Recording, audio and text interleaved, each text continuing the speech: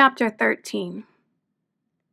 January seemed to fly by as I kept myself busy creating my story.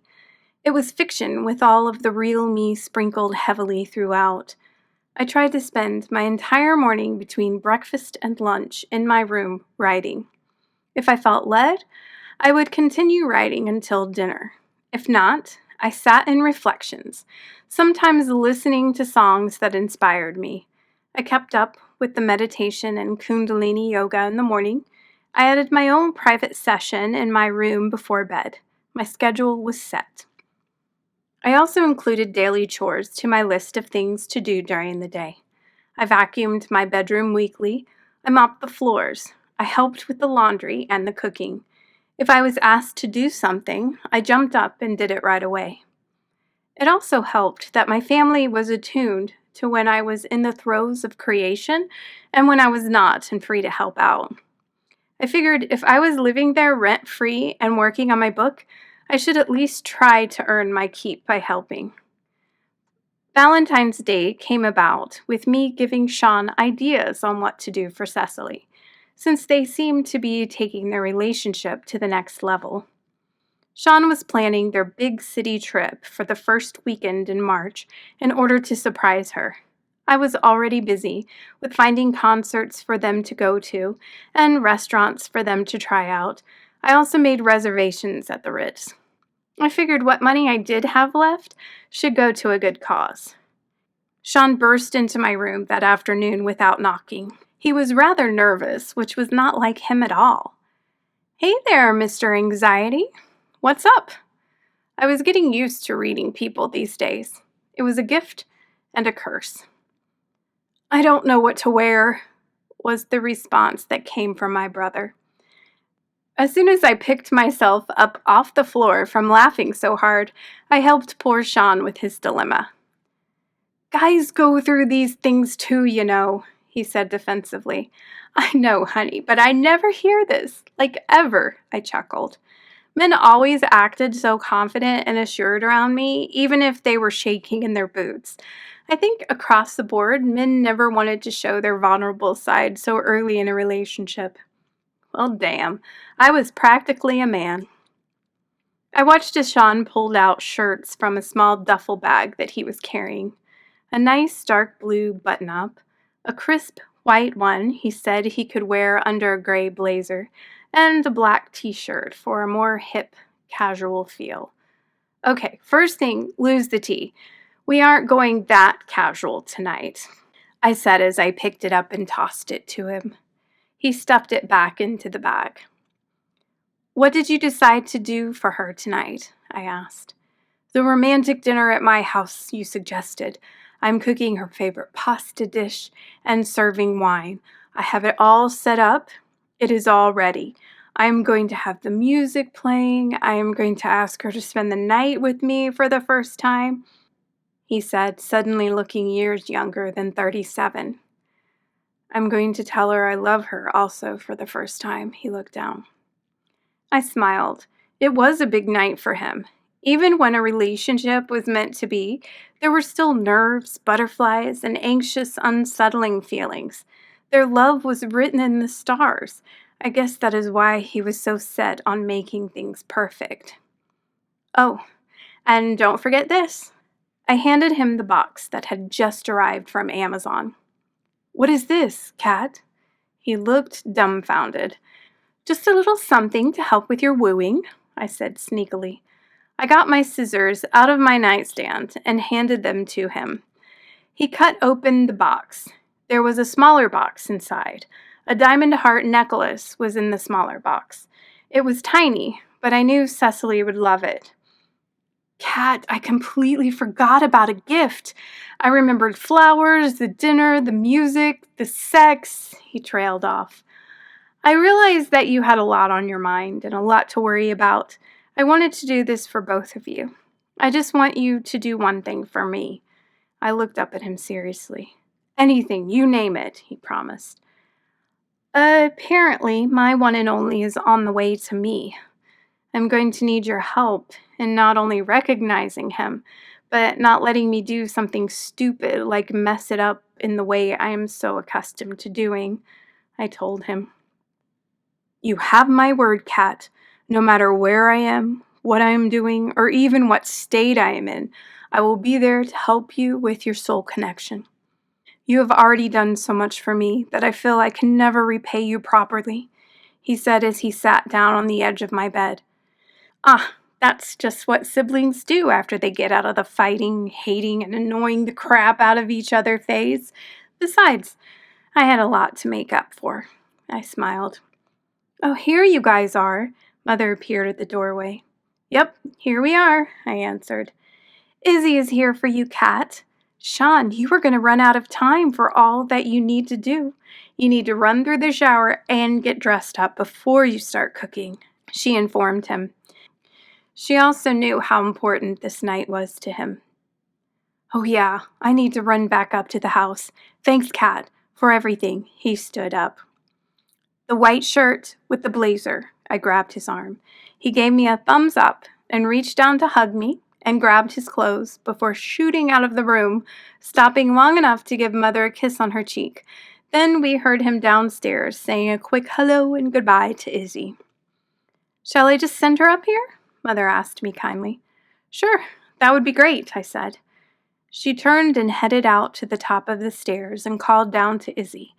Before I knew it, Izzy and the bright ray of sunshine that illuminated everything around her was standing in my room. Hello, darling, she said as I stood up to hug her. She had become such a dear friend to me since our first lunch date. She knew exactly what to say to inspire and provoke the inner workings of my soul. Her loving spirit and her gentle touch helped me grow so much in the short time I knew her. Happy Valentine's Day, she exclaimed as I let her go and motioned for her to sit on my bed. Same to you. Are you going out tonight? I asked her. I wondered what dating was like in this small town.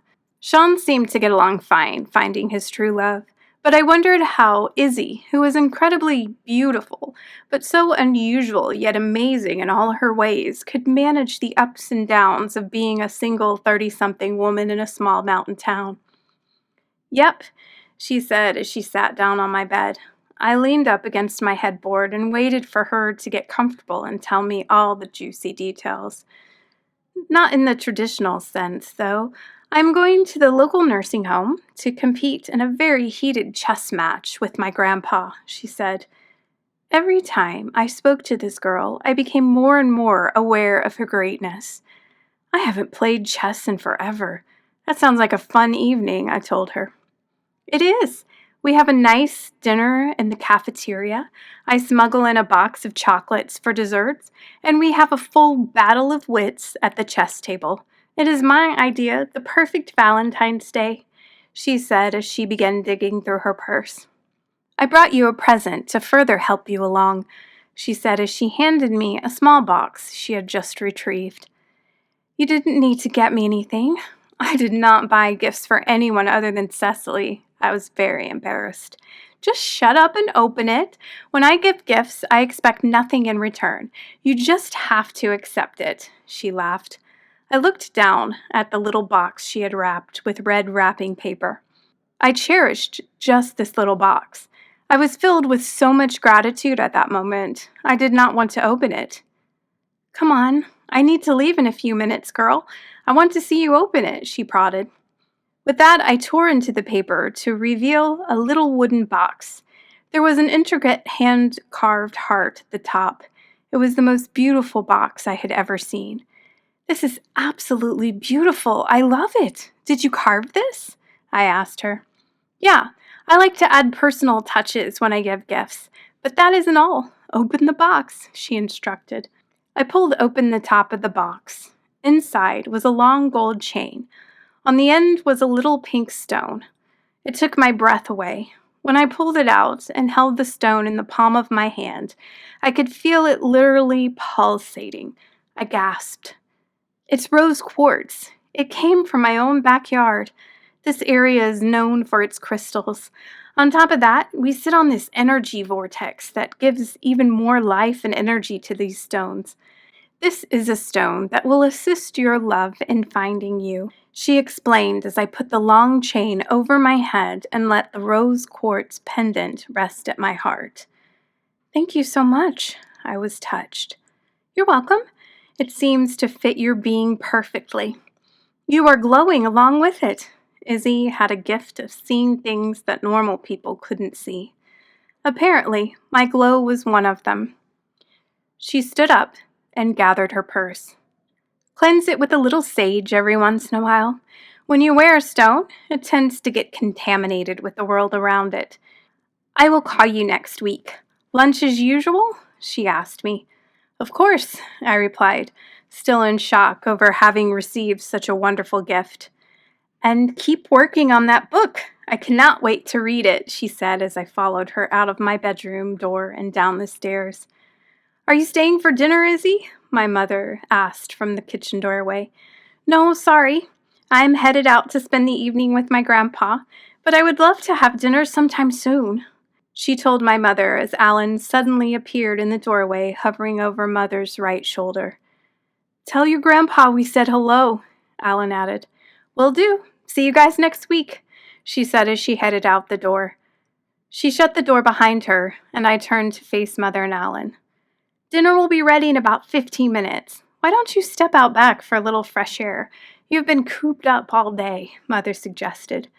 "That actually is a great idea," I told her, and proceeded to pull on my boots and grab my coat.